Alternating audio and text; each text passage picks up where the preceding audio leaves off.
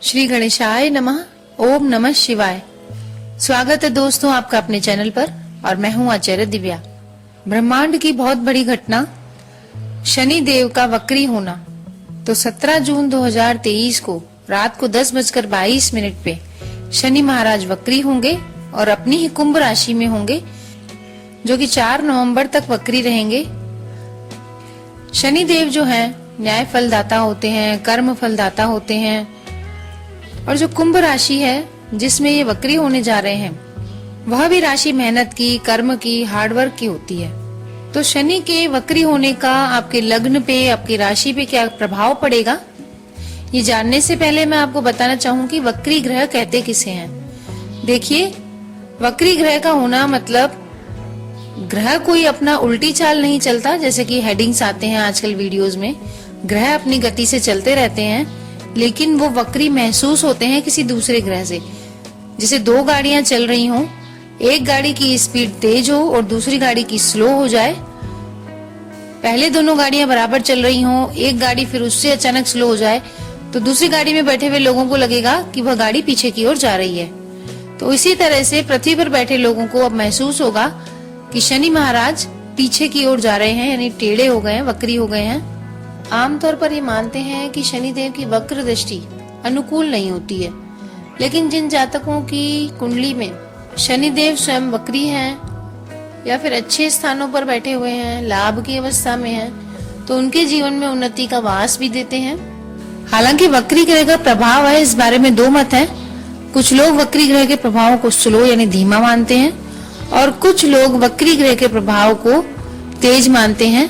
हो भी क्यों नहीं, क्योंकि वक्री ग्रह पृथ्वी के कुछ नजदीक आ जाता है तो उसके फल तेजी से प्राप्त होने लगते हैं।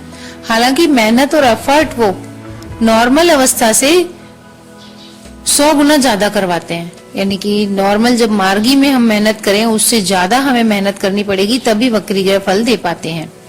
तो जिसकी भी कुंडली में शनि महाराज वक्री होते हैं, बेसिक कुंडली में D1 चार्ट में शनि महाराज वक्री होते हैं, उन लोगों को मेहनत और कर्म और हार्ड वर्क बहुत करवाते हैं। और उन लोगों की ये आदत भी होती है, किसी भी चीज को वो अपने कर्म पर प्राप्त करते हैं और उनका दिमाग एक साथ 2-3 कामों में चलता है। अगर आपकी कुंडली में भी शनिदेव वक्री हैं तो आप महसूस करिएगा आपका एक साथ 3-4 कामों में इन्वॉल्वमेंट होगा। काम एक करते रहते हैं, दूसरा अपने दिमाग में चलता रहता है और बेजोड़ मेहनत कराते हैं शनिदेव जो वक्री होते हैं।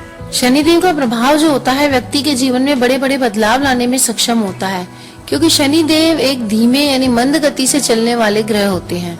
लगभग 2.5 वर्ष तक एक ही राशि में रहते हैं, ढैया का निर्माण भी करते हैं। शनि का प्रभाव अच्छा है या बुरा है वो व्यक्ति के कर्मों पर निर्धारित होता है। न्याय फलदाता इसलिए इनको कहते हैं, कर्म फलदाता इनको कहते हैं। व्यक्ति को अपने कर्मों के अनुसार शुभ फल देते हैं ये। हालांकि व्यक्ति को सीख देने के लिए काफी कठोर भी हो सकते हैं, लेकिन फिर भी उसको आहत करने का प्रयास नहीं करते। जिसे कहते हैं ना, उसे परीक्षा ले लेकर इतना तपाकर सोना बना देते हैं कि वह व्यक्ति अपने जीवन में काफी ठोकर खाकर मजबूत हो जाता है। और शनिदेव जहाँ बैठते हैं वहां से 3रे भाव, 7वें भाव, 10वें भाव को पूर्ण दृष्टि से देखते हैं। शनिदेव मेष राशि में नीच अवस्था में और तुला राशि में उच्च अवस्था में होते हैं। तो ऐसे शनि महाराज जो कि कर्मों का हमें फल देते हैं, ये अपनी ही कुंभ राशि में वक्री होने जा रहे हैं 17 जून को। तो आपकी लग्न राशि पर क्या प्रभाव पड़ेगा?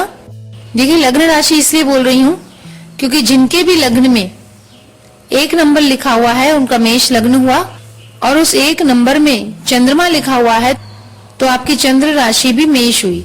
यानी 1 नंबर में चंद्रमा है तो आपकी राशि मेष हुई, और आपके पहले भाव में 1 नंबर लिखा है तो भी आपकी लग्न मेष हुई। तो चाहे मेष लग्न वाले हों या मेष राशि वाले हों, इन दोनों के लिए शनि देव का वक्रत्व क्या प्रभाव लाएगा, सबसे पहले आपकी कुंडली से जान लेते हैं। देखिए मेष राशि वालों, शनि महाराज आपके 11वें भाव में वक्री हो रहे हैं। तो 11वें भाव को लाभ भाव भी कहते हैं। तो आपके लाभ स्थान में शनिदेव वक्री होकर आपके लग्न भाव यानी प्रथम भाव को, आपके पंचम भाव को, आपके अष्टम भाव को, तीनों को दृष्टि देंगे, क्योंकि शनि महाराज के पास 3री दृष्टि, 7वीं दृष्टि और 10वीं दृष्टि होती है। तो इन 3 दृष्टियों से वो एक साथ आपके लग्न को, संतान भाव को, अष्टम भाव को एक्टिवेट कर देंगे। इस तरह से आपके लाभ प्राप्ति के अवसर बढ़ेंगे। आप किसी नौकरी में प्रयास कर रहे थे प्रमोशन का या कोई नौकरी ज्वाइन करने की सोच रहे थे, तो इस समय में आपको 17 जून से लेकर नवंबर तक काफी सफलता मिलेगी। हालांकि बेजोड़ मेहनत आपको करनी पड़ेगी। जैसा कि मैंने कहा, आगे आने वाले 140 दिन आपके अच्छे यूज हो सकते हैं। आपके जो भी प्रोजेक्ट थे वो पूरे होंगे, अड़चने आपकी दूर होंगी। और जो कि पंचम पर दृष्टि है शनि महाराज की, आपको संतान की तरफ से अच्छी खबर मिल सकती है अगर शनि आपकी बेसिक कुंडली में अच्छे हैं तो। नहीं तो संतान पक्ष की थोड़ी चिंता सता सकती है। उनकी हेल्थ पर आप विशेष ध्यान दीजिएगा। और आपका अष्टम भाव भी एक्टिवेट होगा, तो अगर आप कोई LIC कराना चाहते हैं, कोई निवेश आप करना चाहते हैं, तो इस समय में आप कर सकते हैं। तो मेष राशि वालों, आप मेहनत ज्यादा करने से थोड़े से हैरान और परेशान भी हो सकते हैं। हेल्थ संबंधी थोड़े इश्यूज आपको दिखाई दे सकते हैं, जिससे आपके ऊपर मानसिक तनाव हावी हो सकता है। लेकिन ध्यान रखिए, शनि आपकी परीक्षा ले रहे हैं। मेहनत आप करते जाइए और आने वाले समय में यही शनि आपको सब कुछ प्रदान करेंगे। बिजनेस करने वाले जातक जो हैं, अपने कुछ पुराने हुए काम दोबारा शुरू कर सकते हैं, जिससे उनके व्यापार में वृद्धि भी होगी। यानी पहले कोई काम आपने सोच रखा था, बिजनेस में आप लागू नहीं कर पा रहे थे, तो इस समय आप लागू कर सकते हैं। तो ये जो समय है चुनौतियां तो लाएगा आपके लिए, लेकिन आर्थिक रूप से, पैसे के रूप से अनुकूलता लेकर आएगा। धन लाभ के बराबर योग बनते रहेंगे। प्रेम संबंधों की बात जहां तक करें तो देखिए, प्रियतम का दिल न दुखे ऐसी वाणी बोलिएगा आप।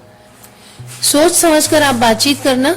और जो लोग विद्यार्थी हैं, उनको शिक्षा पर ज्यादा एकाग्र होकर काम करना चाहिए। तो शनि के वक्रत्व में परेशान होने की जरूरत नहीं है। उपाय आपको ये करना है कि शनिवार के दिन काले तिलों का दान कर दीजिए। और अगर आपके आसपास कोई पीपल का पेड़ है, उस पे जल चढ़ाइए, या शाम के समय उसकी परिक्रमा करिए, 7 चक्कर लगाइए और हनुमान चालीसा का पाठ करते रहिए। तो मेष राशि वालों, शनि के वक्री होने के 140 दिन का लाभ पूरा उठाइए। अगर ये वीडियो पसंद आई है तो लाइक, शेयर और कमेंट भी करिए। ऐसे ही और जानकारीपूर्ण वीडियो में फिर से मिलेंगे। तब तक नमस्कार दोस्तों।